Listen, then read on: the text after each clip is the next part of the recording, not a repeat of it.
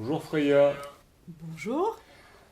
Je voulais te remercier en faisant cette petite vidéo parce que tu as eu la gentillesse de nous accueillir pour tourner un épisode de l'errance médiévale. Donc est-ce que tu peux nous parler de ton gîte? Tout à fait. En fait, je vais vous parler du projet en fait, qui est je dirais, à la base. Quand nous sommes arrivés ici dans la région, et que nous avons acheté la propriété, nous avions décidé d'ouvrir en fait des gîtes dès le départ. Et puis en fait, on s'est un petit peu renseigné sur l'histoire qui était autour de la région.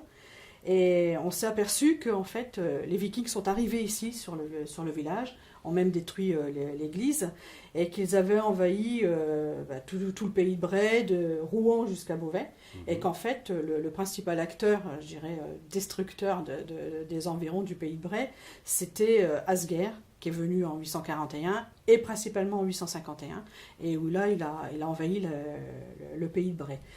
Donc on s'est dit, autant faire des gîtes qui sont en rapport avec l'histoire normande, puisque après tout, on est en Normandie, c'est normal.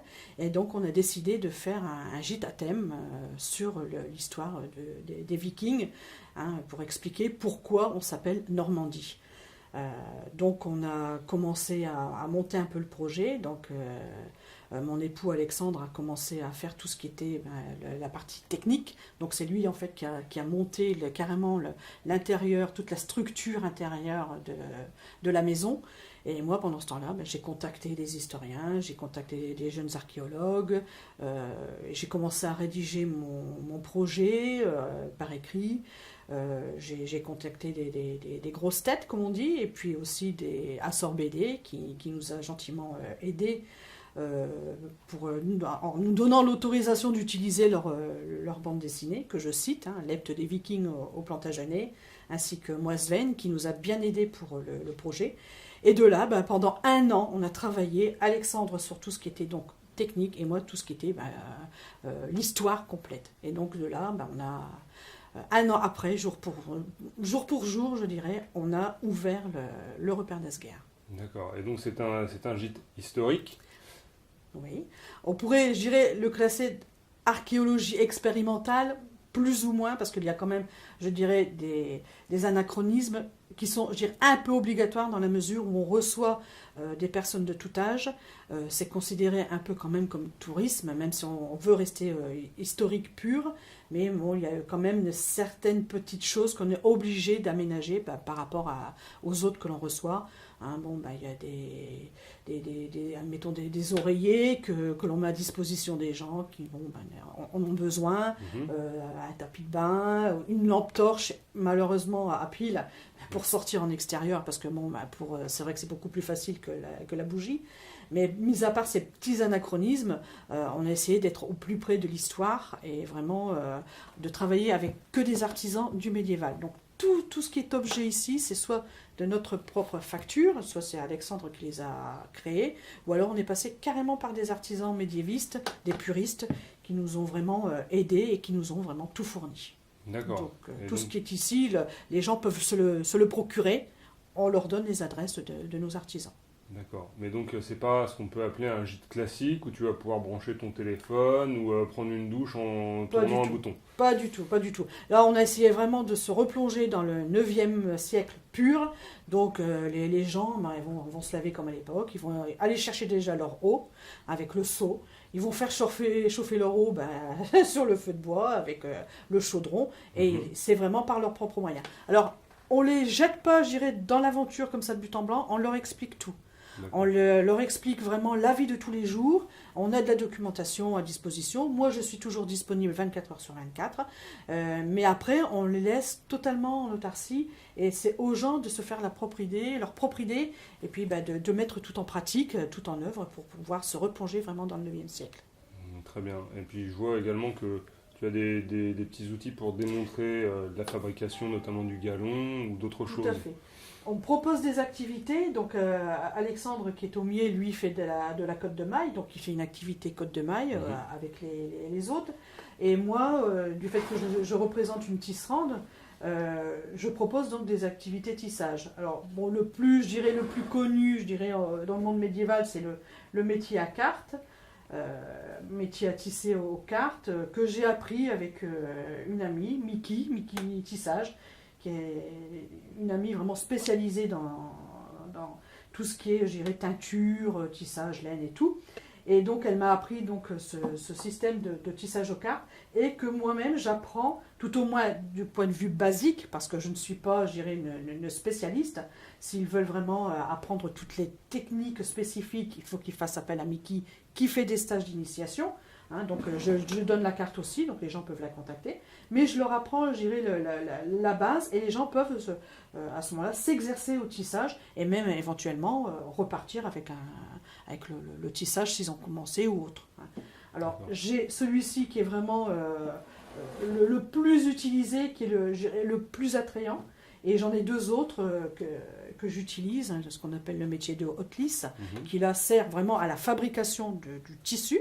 Et après, un autre système, c'est le tissage à quilles. C'est donc ces 4 grosses quilles que l'on manipule d'une certaine façon, qui est très prisé par les enfants et qui permet de faire de la cordelette ou vraiment du petit galon. C'est quelque chose qui est vraiment très ludique, surtout pour les enfants. D'accord. Et donc, tu es situé en Normandie, mais où exactement? Alors, nous sommes situés dans le pays de Bray. Vraiment à la limite de l'Oise. On est entre Forges-les-Eaux et Gournay-en-Bray, Oui. hein, à égale distance. Donc on est vraiment bien situé. Donc on n'est pas. En plus entre Rouen aussi et Beauvais. Donc on n'est pas loin de l'aéroport, ce qui est pratique aussi. Pas loin de la gare de Gournay, ce qui est aussi pratique. Et ça permet aussi aux autres qui viennent ici chez nous de pouvoir visiter donc le pays de Bray et de visiter tout ce qui est médiéval. On a Gerberoy, on a Gisors, on a pas mal de villes qui sont très médiévales, qui sont sympathiques à voir. Donc en même temps, ils se replongent dans le 9e siècle, mais ça leur permet aussi de visiter aux alentours tout ce qui concerne le médiéval, soit de notre époque ou même plus tardif. D'accord. Et de quelle manière est-ce qu'on peut réserver un séjour chez toi?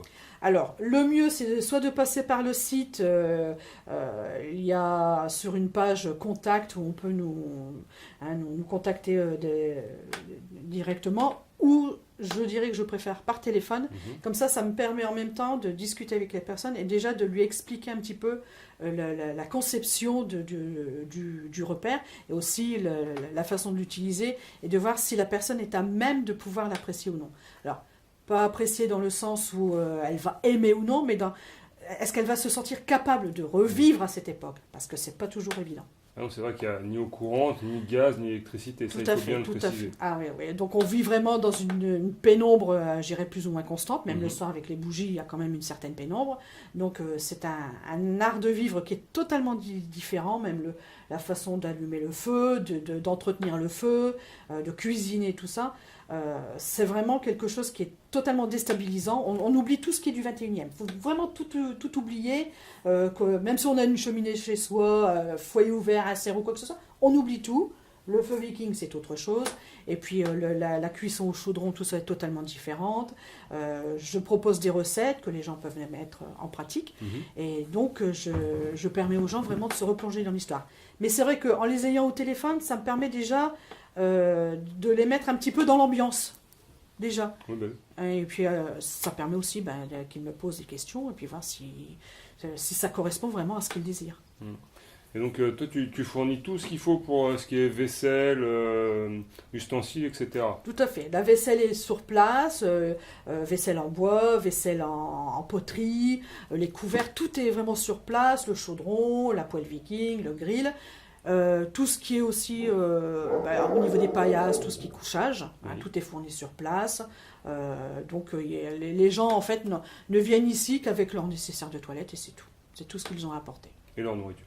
Leur nourriture, s'ils veulent cuisiner sur place. S'ils ne veulent pas, s'ils se sentent pas capables de cuisiner sur place, je fournis des adresses avec lesquelles je travaille.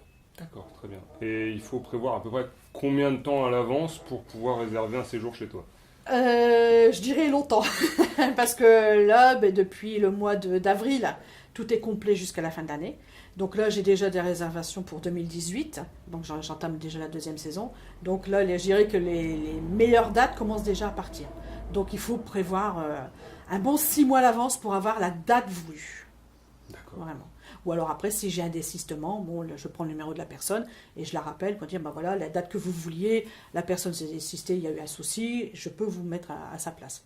Mais sinon, il faut prévoir très longtemps à l'avance. D'accord. Voilà. Est-ce que tu as quelque chose à rajouter par rapport à la manière de te contacter ou autre que... Me contacter, non, ils peuvent aussi me contacter par l'office de tourisme avec lesquels je travaille. Du fait que j'ai les deux gîtes, je travaille donc avec l'office de tourisme. Sinon, après, ils tapent Gîte Viking et ils vont m'avoir tout de suite sur Google, il n'y a pas de souci, j'apparais facilement puisque je suis la seule. Donc ça, ils vont avoir donc le numéro de téléphone. Mais je préfère franchement, je dirais la conversation directe. Je préfère les avoir directement, c'est plus convivial, je dirais. D'accord. Bon bah écoute, merci encore pour ton accueil, parce Mais qu'on de a rien, passé de un rien. fort bon moment. Et puis J'en suis contente. n'hésitez pas à réserver et à appeler pour toute information que j'aurais pu oublier de donner. Merci à toi. Freya.